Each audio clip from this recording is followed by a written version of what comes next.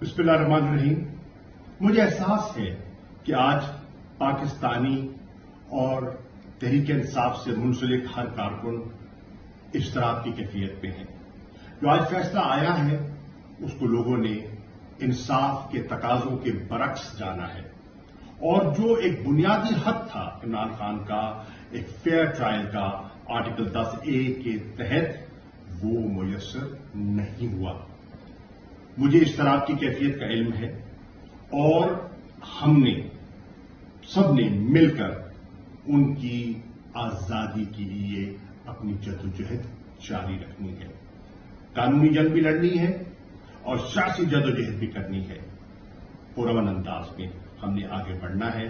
इमरान खान साहब की वाज़ेह हिदायत हैं, उन हिदायत को, उन गाइडलाइंस को सामने रखते हुए हमने आगे बढ़ना है। मेरी अभी कुछ पार्टी के सीनियर लीडर्स से मशावरत भी हुई है, टेलीफोन पर बात भी हुई है, और आज कोर कमेटी का इजलास भी मुनक्किद किया जा रहा है ताकि हमने आइंदा का लाएमल क्या बनाना है उसको हम उस पर फाइनलाइज कर सकें।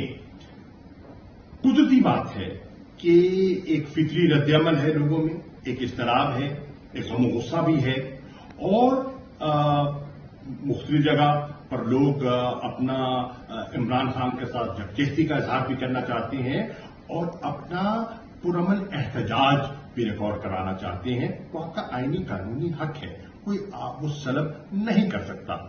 पुरअमन रहते हुए आप अपना हक इस्तेमाल कर सकते हैं। इमलाक को नुकसान नहीं पहुंचाना, कानून को हाथ में नहीं लेना, लेकिन अपनी जद्दोजहद को, हकीकी आजादी की जद्दोजहद को हमने आगे बढ़ाना है।